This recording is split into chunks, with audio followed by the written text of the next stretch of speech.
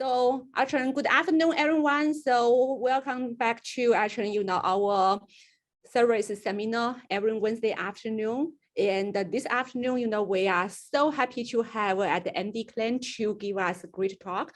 And Andy has rich experience actually, in company about actually all the security. He worked a lot of company like Semantics, Checkpoint, PGP, and PLSoft, and startup in the Silicon Valley. And now he's working in the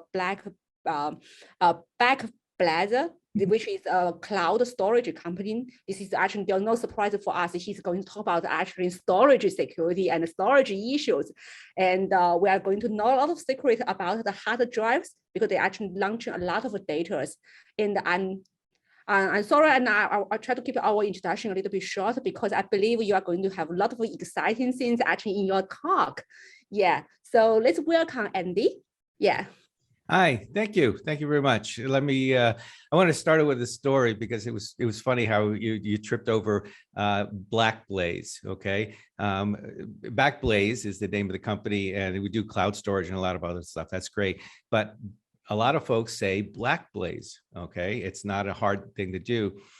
So much so that people were typing it into browsers and stuff and looking for us and things. And we decided we needed to buy that URL, right? That website, except it was owned by a porn company that did porn. And so we had to pay them and put a porn site out of business in order to get that blackblaze.com site to come over to us. So whatever we need to do to make sure that people are finding us. All right, so today we're going to talk about hard drives and a bunch of other things related to them. And I'm going to talk first about how, why we need them. Most people these days, you have a laptop or whatever, and it's got an SSD in it, and you don't care about hard drives. Well, you really should. And we'll talk about that. We'll talk about the data we collect, all about hard drives. We'll talk about failure rates and all kinds of other things. And then we'll start to dig into some of the things you can find out about hard drives at the end. And then we'll finish up with something about predicting drive failure. Can you actually do that? So a little adventure as we go through the day and we go through there. If you have questions, please type them in. We'll try to get to as many of them as we can at the end. If not, I'll give you my email address. You can always send them to me later or we'll pick them up. All right, so why do we care? Why do we care about hard drives? They're going away, right? No, they're not. This is IDC does this little chart here, and you can see by 2025, about 2.5 zettabytes worth of hard drive storage is going to be out there, right? And it's increasing. You can see every year. Hard drives aren't going away. Certainly SSDs are becoming part of the personality, but they're still here. And we're relying on this technology. It's over 60 years old now, right? And you probably don't know anything about it. You don't think about it because you're looking at your laptop, right? Or you're looking at your PC or whatever the case may be. Well, all folks like us are storing this, okay? There's us. There's obviously these other little tiny companies called Amazon and Google and Microsoft who all have cloud storage as well. And there's many others who do the same similar types of things. Guess what we store stuff on? Hard drives. And that's what I'm going to talk to you about today. So you know a little bit more about what we're using. Now, each quarter, we actually publish a little report, and I'll show you a copy of that later on. All right. But as of the end of 2021, this is what we had and what we're paying attention to. So we had over 200,000 hard drives that we monitor on a regular basis. It's about 2.1 exabytes of storage. So you probably got a little bit more than you do at home. And then the next three things I want to get into, because this is how we measure failure in hard drives, something called drive days, drive failures, which is kind of obvious, and then something called an annualized failure rate. And it's important to understand how we do, what those values are, because then you can understand why things fail and how things fail and how they fail over time and all of that in order to measure that. So let's start with the data that we collect. Since 2013, we've been collecting what we call drive stats data, okay? And for each hard drive that we have each day, we collect one row of data. You can see that right there, and there's 5 or 6 rows, right? And so we collect the serial number, model, and so on.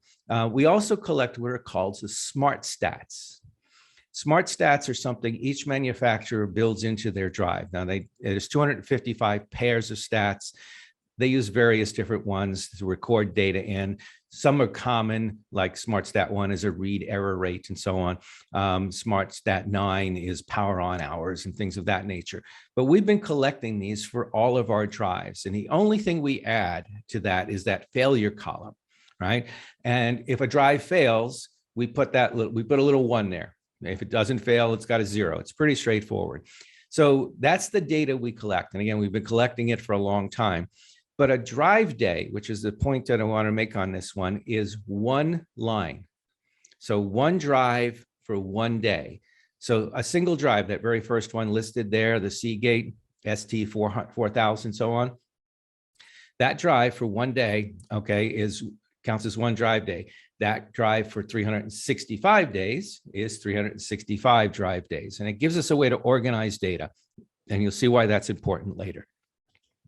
Now, the data, like I said, we've been collecting it since April of 2013, all drives in operation. We actually have a CSV file for every day since then. And you can kind of see how much data that really is, right? We're up to about 80 gig of raw data out there. By the way, you can actually, if you're so inclined, this data is open source. And you can download it. You just come to our website. There's the site, the location there. You scroll down to the bottom. The files are broken up either annually or quarterly. You can download them. They're zipped up. You have to unzip them. And you can look at the data. And quite frankly, actually, many people have. And you'll see some examples of that a little bit later on. So the data is there for you to look at if you don't believe what I'm going to tell you. Oops, let's go to the next one. There we go. Now, a drive failure, right? What do we think a failure is? And there's 2 types. There's something called a reactive failure, which you're probably familiar with. The drive stops working.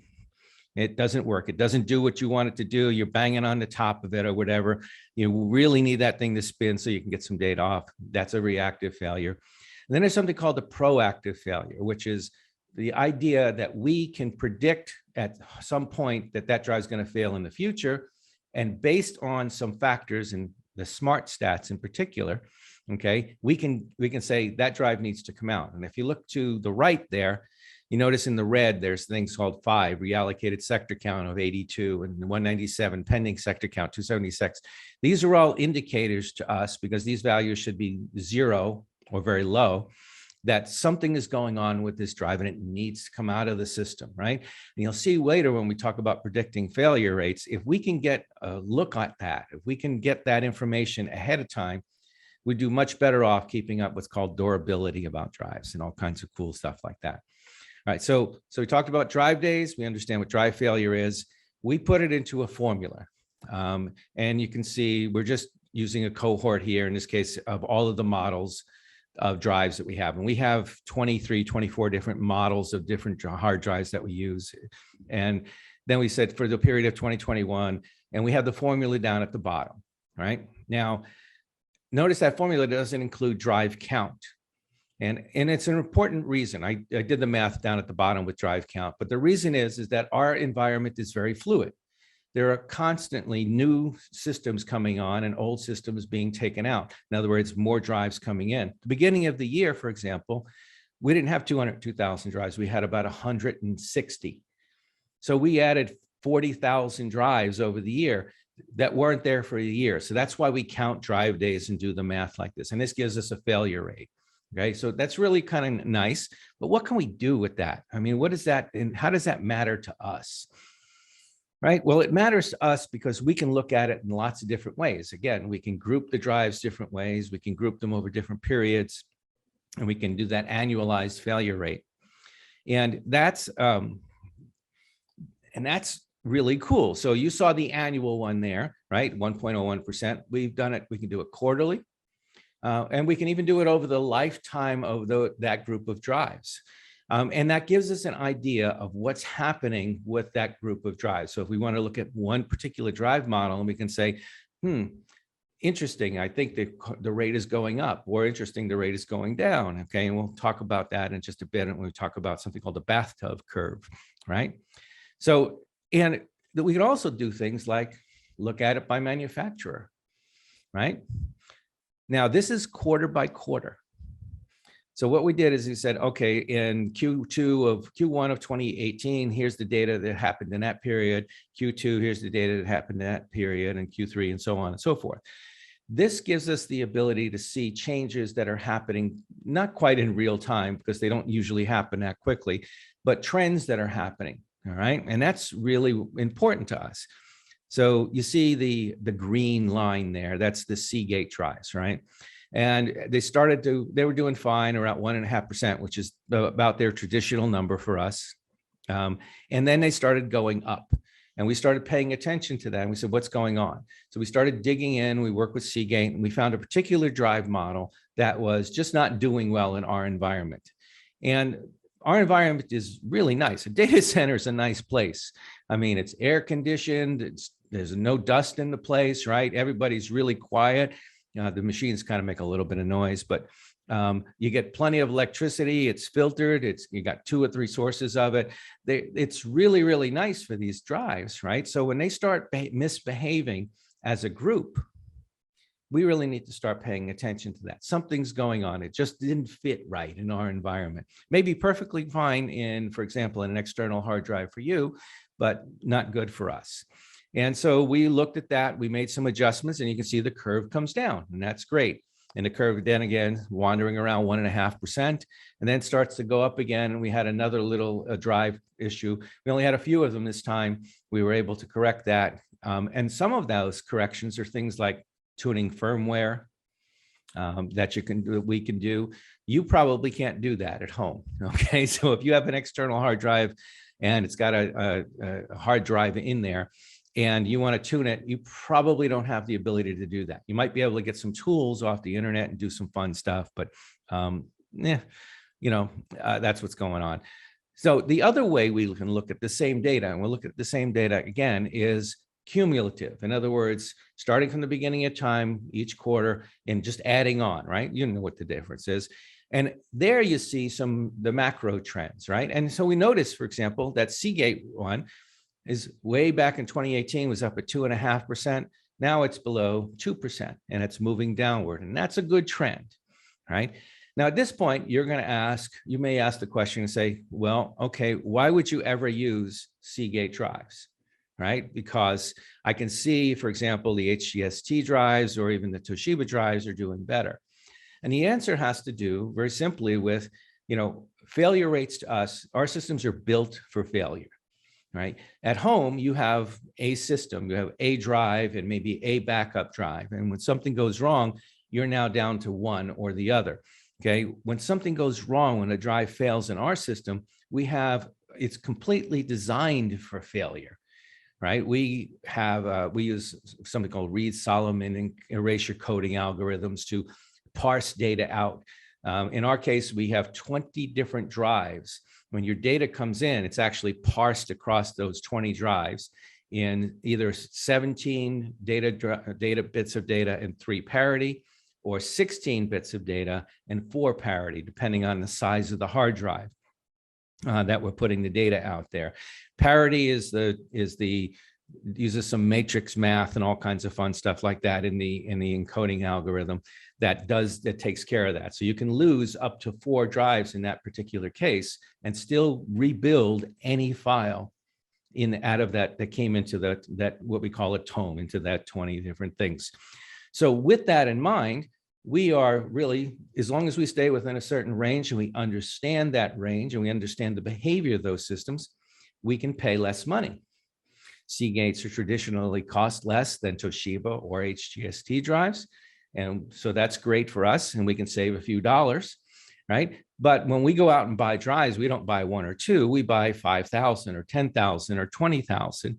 And so you get various different prices for them and all of that. So there's some interesting economics that go on to play when in our environment. Now, I mentioned earlier that we do a report, okay? We actually do a quarterly report. Once a quarter, we do something called the Drive Stats Report. Some of you may have even been familiar with that. And we publish it, and it is, as you can see, the stats about all of the different drive models that are current. So this is the one from the end of the year. And this is a cumulative one over the lifetime of the drives. And that's really cool. Model number, size, drive count, average age. The two important ones, of course, drive days, drive failures, and then the annualized failure rate, and then the confidence interval.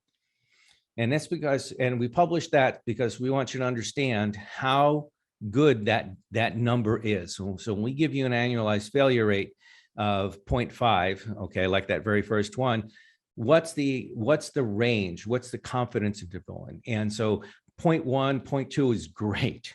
Okay, if you're between that low and high, that's a great number. That means that 0.5 APR, okay, AFR, excuse me, is really, really solid. Okay, and you can expect that to continue for a while. Wider ones, of course, not so much, especially newer drives that haven't been around a while. We only have a few of them. That confidence interval is really wide. And at that point, you have to go, well, I see the number, but I don't know if I trust the number. And a good example of that might be all the way down at the bottom, the WDC one, which is a good looking 16 terabyte drive, yay. And it's got a ridiculously low rate, annualized failure rate of 0.14%, but that confidence interval is kind of wide. It's 0.8, all right? And so you don't know if that number's still got plenty of room to go up and rise. And so those are, we publish those on a regular basis, like I said, to give people insights into how our environment works for drive failures. Now, what else can we do with knowing this information about drives, right? Well, if any of you are in engineering or any of that kind of stuff, I know you probably, most of you are cyber students, but you've probably heard of something called the bathtub curve, right? The idea that components fail early on, they settle into a rate in the middle of low failure rates, and then they increase as things wear out going along. And we wanted to test and see if that was the case with hard drives, right? We had never seen that before. So way back in 2013, one of the first things we did as we started collecting this data was to do that. This is by quarter, and down at the bottom, you can see it's year. So 1, 2, 3, 4. We were able to go back about 4 years before the data started to get a little squirrely. And if you look at that, you kind of get that sense that it looks kind of like a bathtub curve, right? It starts up kind of high and it wanders down. It hits that constant rate in the middle, which is really kind of nice, below 1% or so there. And then at the end, it drives back up. So we had a bathtub curve, and it looked like hard drives as a group followed the bathtub curve. Well, this past year, I decided to go back and take a look and see if that was still the case. And what we found, right, was it doesn't look like it, right? And we also had 6 years worth of data, which stretched out the curve a little bit. And you'll see that in a second, how they compare, right? But the front end of that curve, the decreasing part, really doesn't look like it decreases terribly much, right? It kind of looks flat.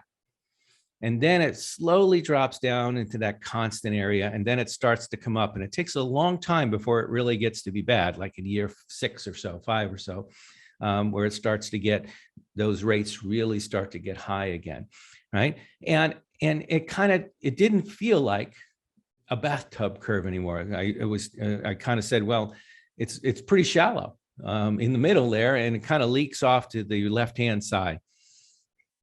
So when we put both of those together, okay, you can see the difference here, right? You can see how one kind of looks like a bathtub, the other one almost doesn't look like one at all.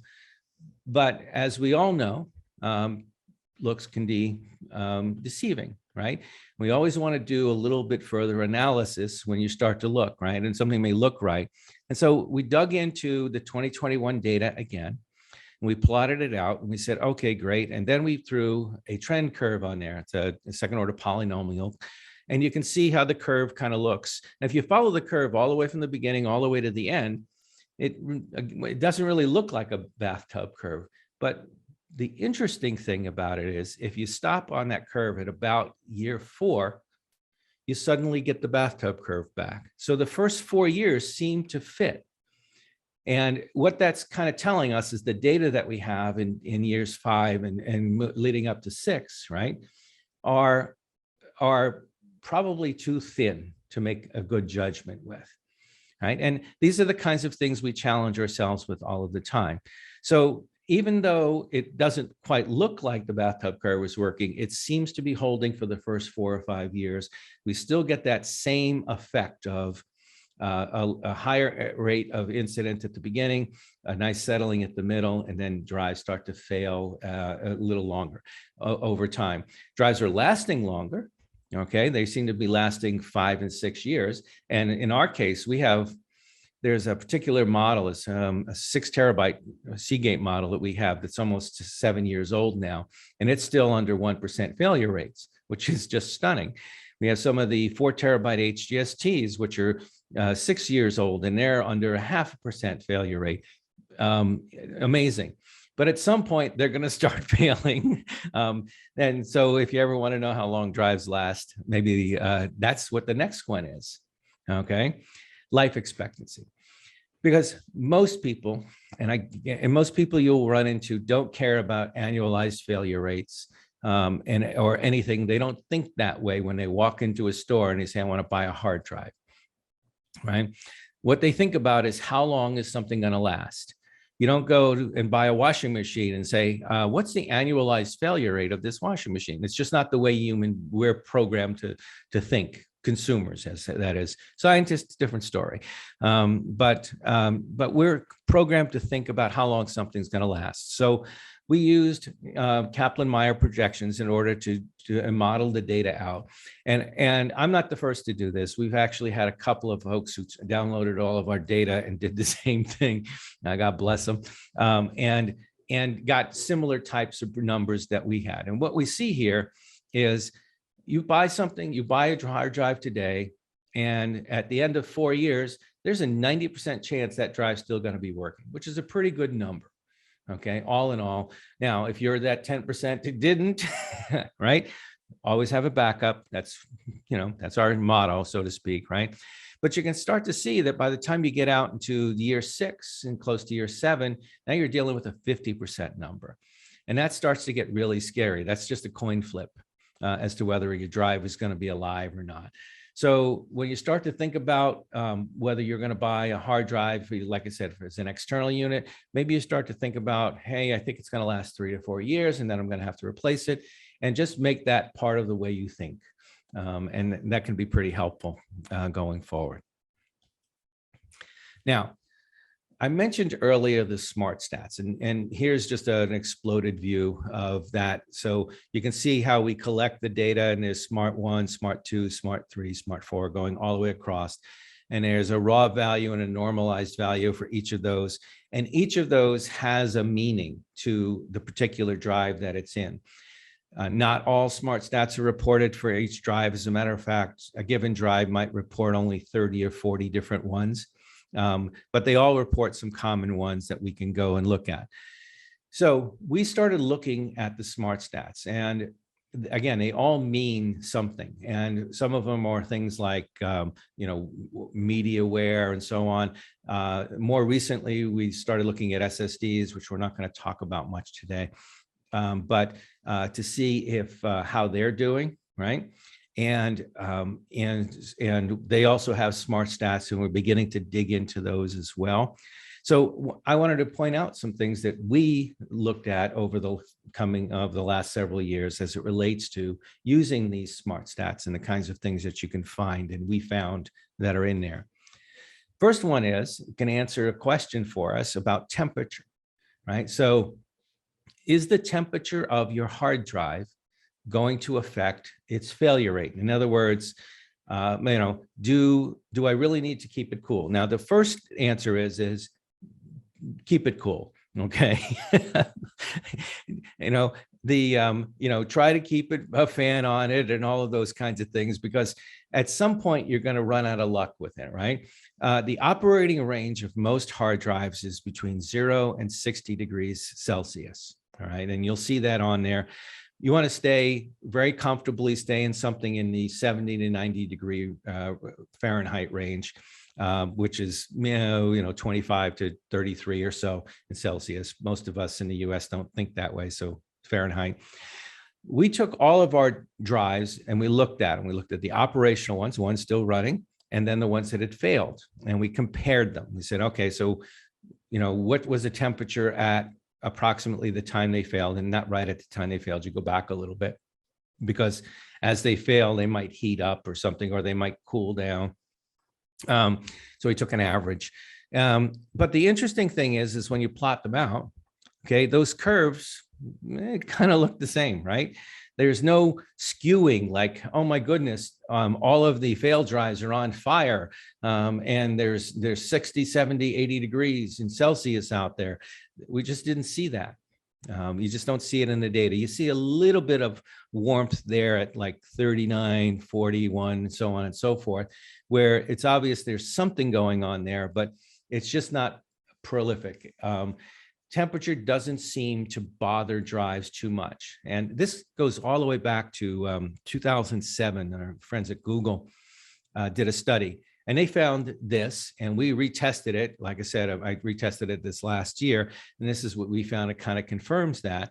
But interestingly enough, and we'll see this in a little bit, sometimes temperature works its way into the equation, right? But for the most part, keep your drive running, keep it happy, keep it at a reasonable temperature in your house or whatever, you'll be fine. That's not going to be the problem. Now, if you have like a tower, a PC tower or something like that, and it's and you stuffed it into a cabinet and it's got no ventilation, and there's a million dust bunnies behind it and all of that, all bets are off at that point, because you're probably punishing those drives inside. This is, by the way, the internal drive temperature. So this is what the drives think like, or they are inside. And so, you know, temperature is generally not a problem, but don't tempt fate. You know, keep them nice, keep them in your house, like I said, and you'll be fine. Power cycling, right? The age-old question. Do you turn it off at night or do you leave it on, right? And, you know, your grandma turns it off because she's going to save a tenth of a watt of electricity. And, you know, you probably don't. You probably slam the lid closed on your laptop and call it a day. Now, most drives, when they are not busy, they turn themselves off, right? They put themselves in sleep mode and then they wake themselves back up these days, all right? But we wanted to test the theory, and we at least wanted to see what we could find out. And we looked at our drives, right, as of the end of as of the end of December. And we said, okay, so what's the average number of times a good drive fails? A good drive, you know, has been turned off and on. And then for the failed drives, how often are they turned on? And you can see the numbers just aren't that different, right? You certainly couldn't come to anything that says there's a correlation between failure and turning a drive off and on. It just doesn't seem to be there.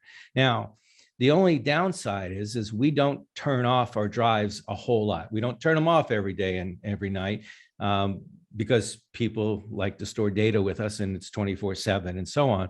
So maybe there's something that says, hey, after I get to 50 or 60 or 70 or 100 times in a year, maybe there's a problem.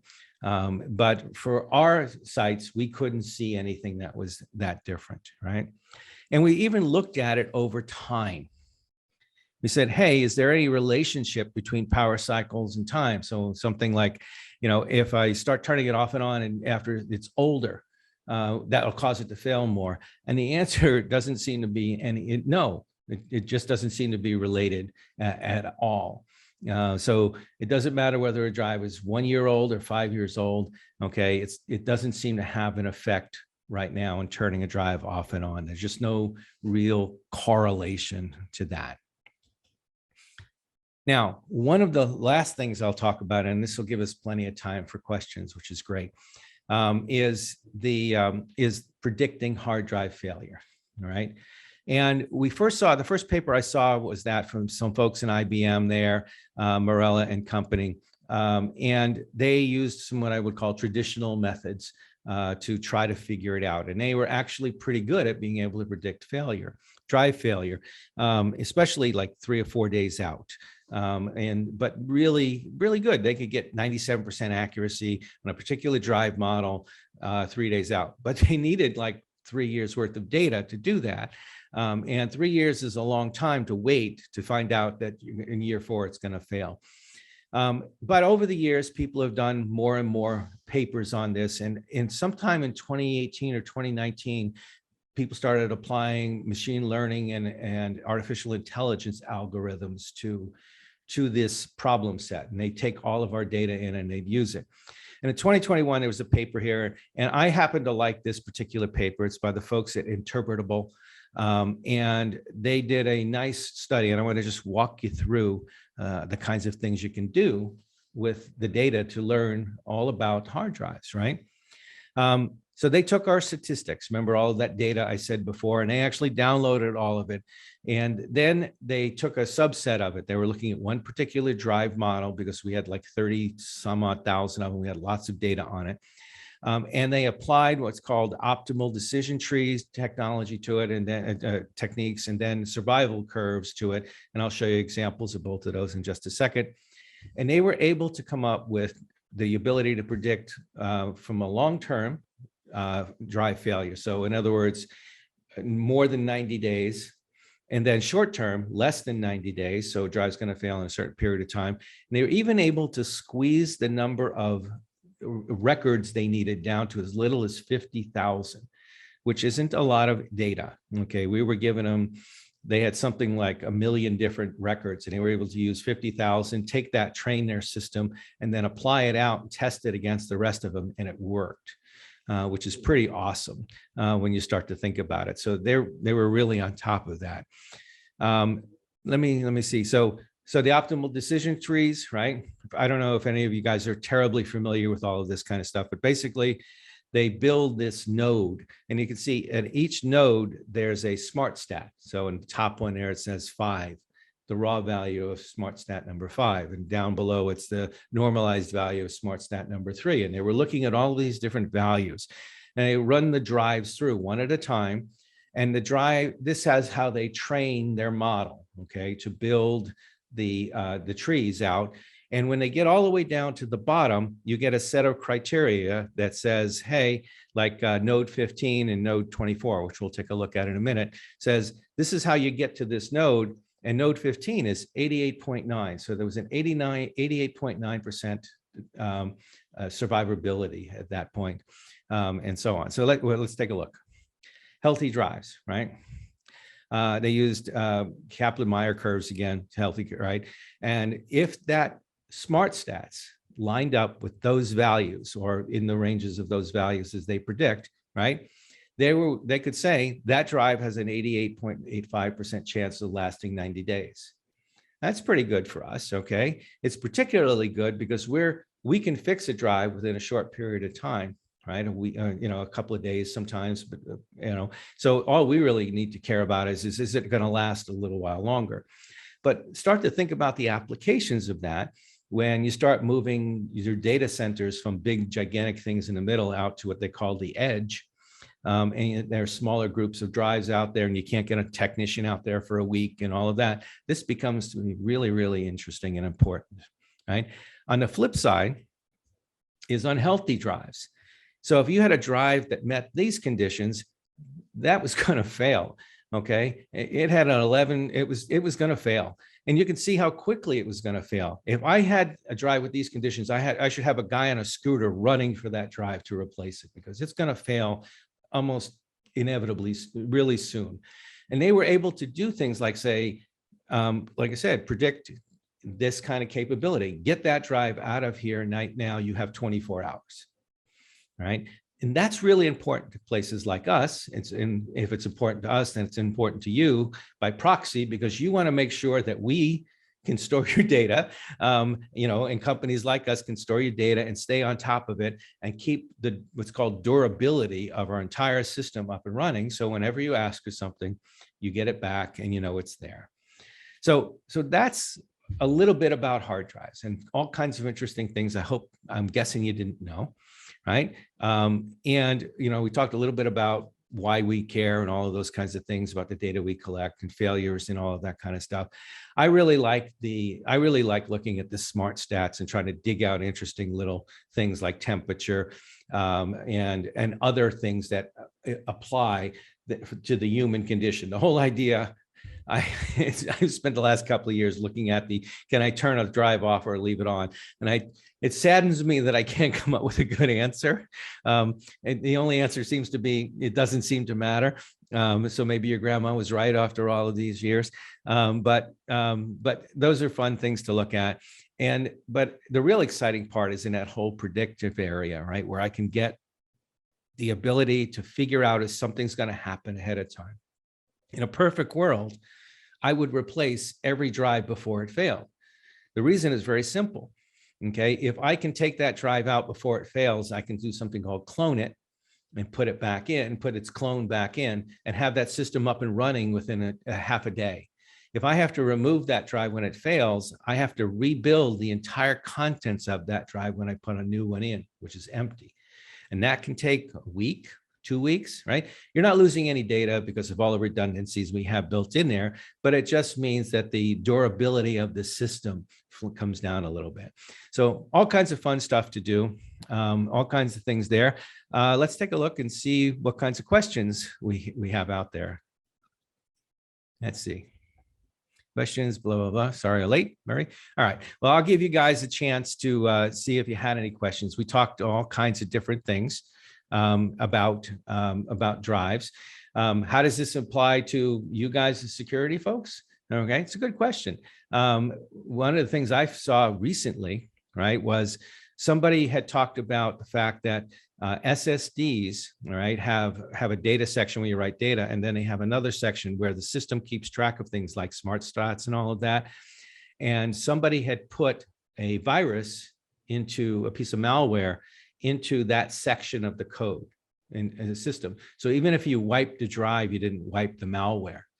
And that was a tough one to find. It was actually something that happened in a manufacturing facility, right? So start to think about that and how you would detect it and how you would get rid of that and what you would do about it when you can't even format that particular part of the hard drive, or in this case, an SSD. And the same thing, by the way, happens as well with hard drives. They have that protected area.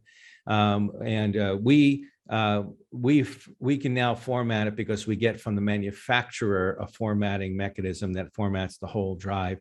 So for example, when a drive does go bad for us, one of the things we want to do is make sure it's cleaned of all of the data that's out there. And we run these particular applications, and they make sure that the entire drive is reformatted and not just where the data resides that were out there. So lots of good things going on as it relates to secured, as it relates to hard drives. The whole idea, of course, for us is keeping things encrypted when we store them. You guys are, I'm pretty sure, pretty familiar with the concept of encryption and how it all works. That's what you're looking for. Whenever you want to store data somewhere, and you all know that. I'm sure you all have your home systems or even your school systems have the data turned on, have file locker or whatever the particular application is, and so the drive is. And if you don't, shame on you. Go home and do it immediately, and make sure that when you do things like store data on external drives, that it's also encrypted, because if you put it on there in plain text and you lose that external drive, little lessons to remember as you go along. All right. I think, well, we didn't have any questions, which is fine. Either I did an excellent job or everybody is still asleep. But it is later in the day. We are not sleeping. I just feel actually we learn a lot of actually this data, because this data is from, you teach a lot of things we do not know. I'm sorry, because I, as the panelist, I cannot type the question. So only the attendees can type the question. But I just want to say, we are not sleeping. Actually, I feel this, you show a lot of actually the great numbers and help us to know, oh, this is the healthy of the hard drive. And we didn't know that before. Yeah. And I wanted to, so it's important. The other little thing to know,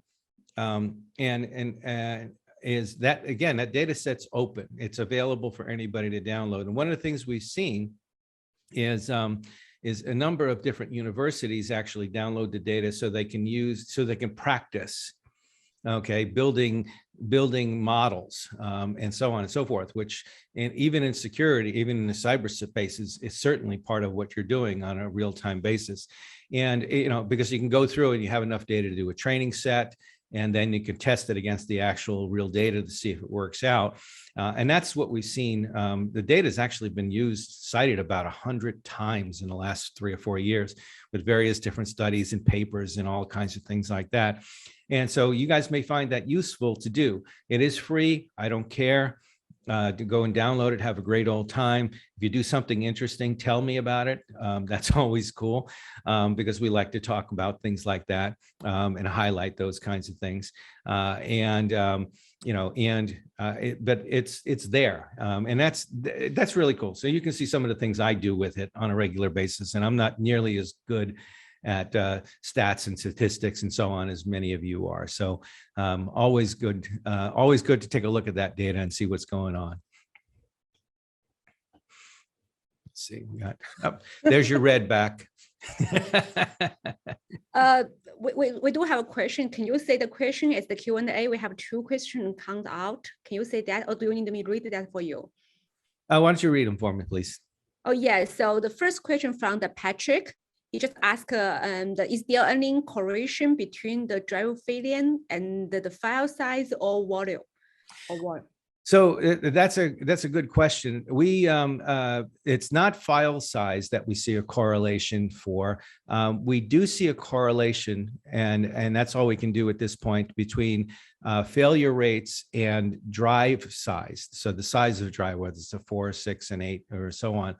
And the drives we have go from 4 up to 16 right now, terabytes each, right? And it does rise over time. So the failure rates seem to go up as the drives get bigger, right? But you have to be really careful about that, because one of the things you want to make sure of is you got them in the same time. Remember the bathtub curve, right? You want to make sure you're looking at all of the drives in their first year of operation, and all of their drives in the second year of operation, and so on. Not just not on December 1st, because then they're gonna be all over the board. And so where most of our larger drives, the 14s and 16s, are only about a year and a half old. And so while they don't look as good right now, it's really early to tell. But right now we're seeing a little bit of a rise in the failure rates. And it kind of makes some sense. I mean, the complexity, a couple of years ago, before COVID and all of this stuff, I got a chance to go to the Seagate prototyping facility in Longmont, Colorado. And they walked me through how they build a hard drive, and they had all the machines and everything like that.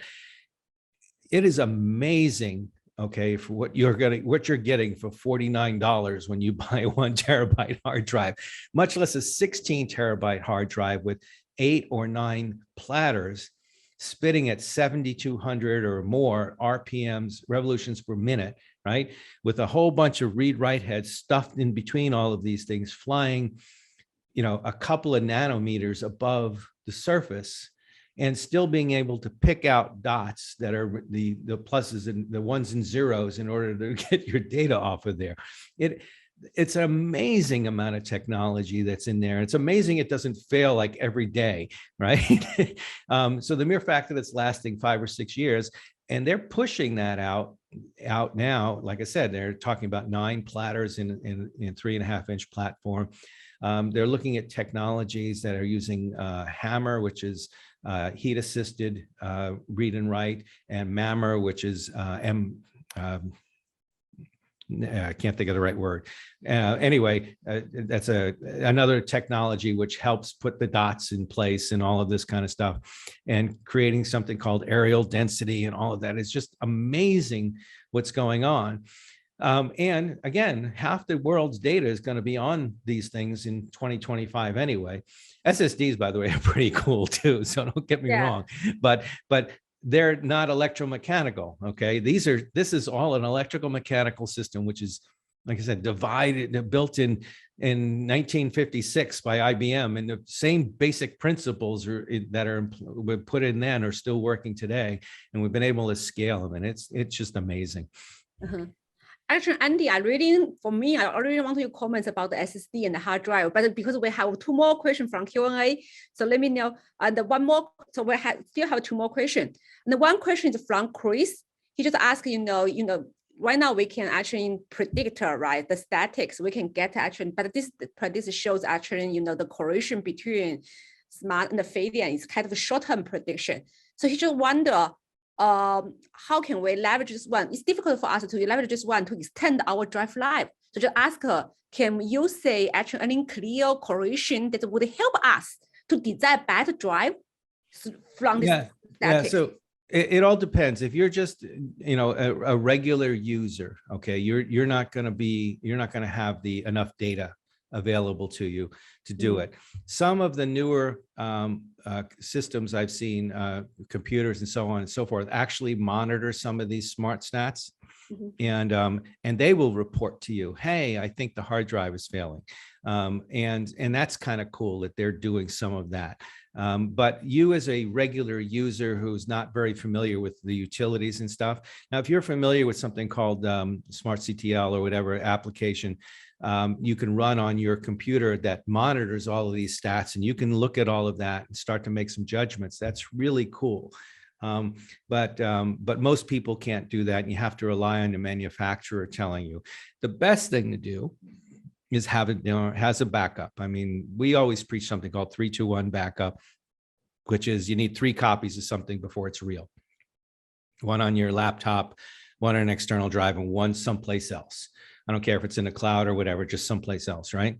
3 copies, and then 2 is just on 2 different media, which is don't put them both on the same hard drive kind of thing. And then 1 copy offsite, right?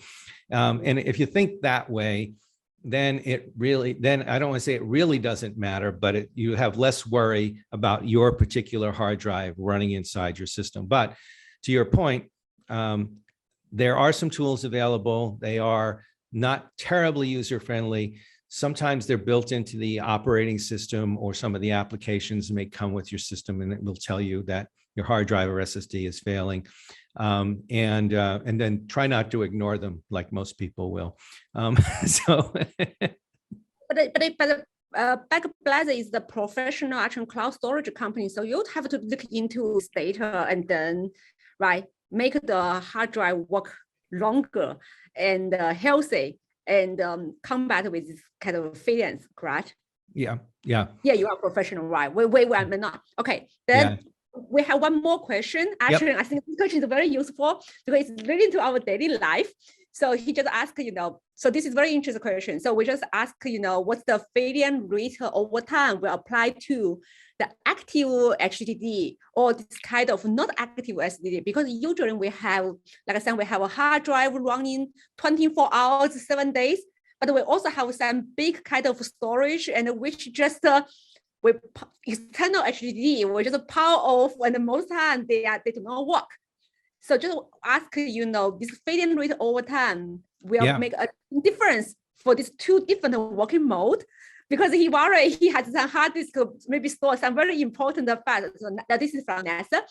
It stores some maybe important files actually for more than 10 years. We want to make sure it's still working, right? Right.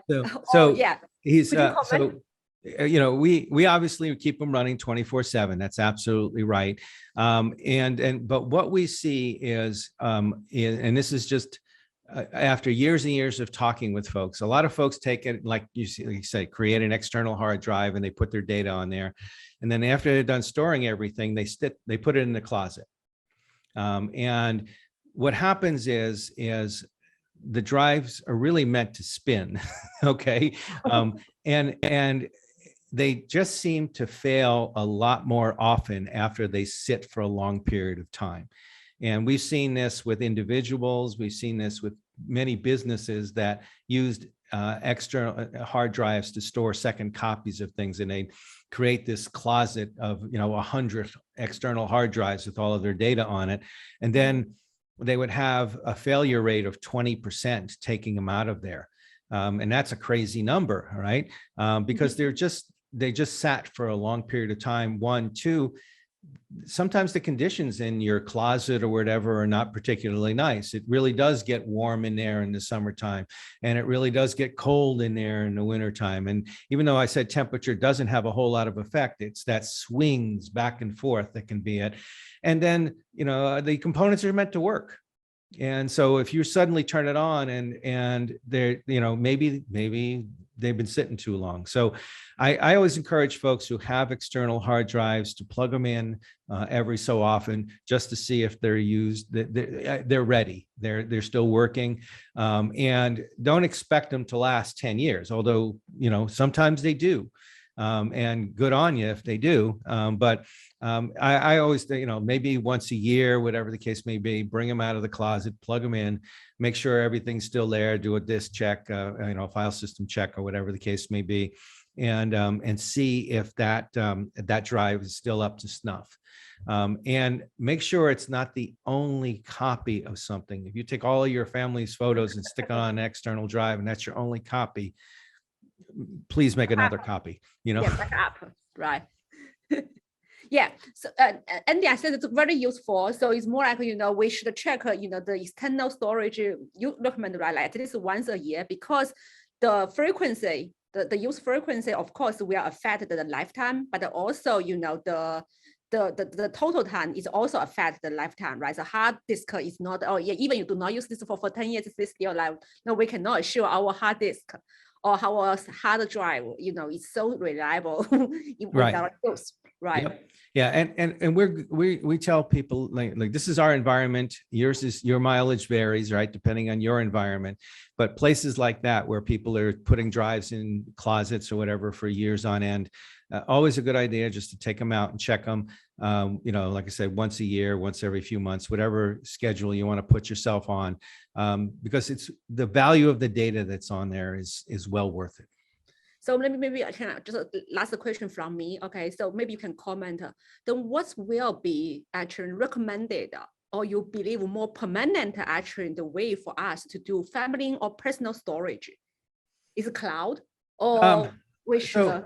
I always, like I said, we always say 3, 2, 1. You have your PC or your Mac or whatever. And then you probably have an external drive, because you want to have an external drive. You want to have your data close to you as a backup copy. I, for example, use a Mac, and then I have a Time Machine external backup system.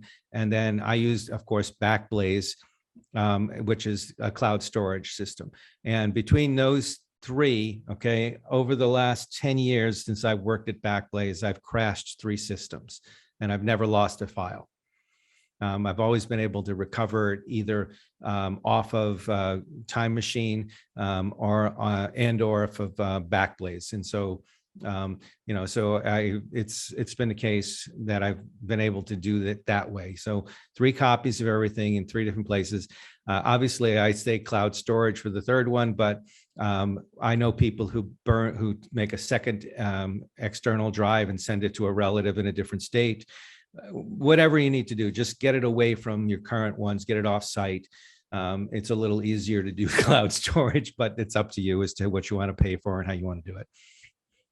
Yeah, of course, I think, the personal and the cloud and all this one will be important for us to have backup.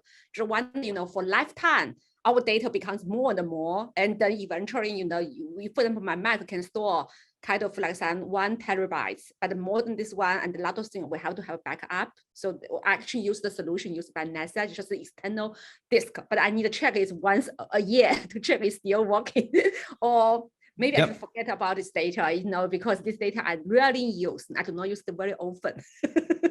The important thing, and if you do store it in the cloud, then make sure it may or may not be under a subscription. You have to make sure that stays up to date. You want to make sure other people have access to your account in case something happens to you. You got to start thinking about all of those kinds of things. I mean, that's just the world we're in right now. And that's fine. But like I said, multiple copies, get them in different places. And if it's really, really important to you, and then check it on a regular basis and make sure you got what you expect. Yeah. So Andy, thank you very much. Not only to give this great talk, but also give us lots of useful tips we need to use because we need to deal with actually the storage. And I think that right now we are kind of, I think, that's the good time for actually, this seminar. And we really, really appreciate you actually coming us to give us this great talk. And also thank you for others coming for today's actually the CERIAS seminar. So we hope everybody's safe and healthy. Oh, by the way, the next week is spring break. So we are going to see you 2 weeks later. Yeah. And enjoying your spring break. Okay. I'm not sure if you have spring break, but at the spring is coming soon. So yeah, have a good day. Have a good day. Thank you again. Bye.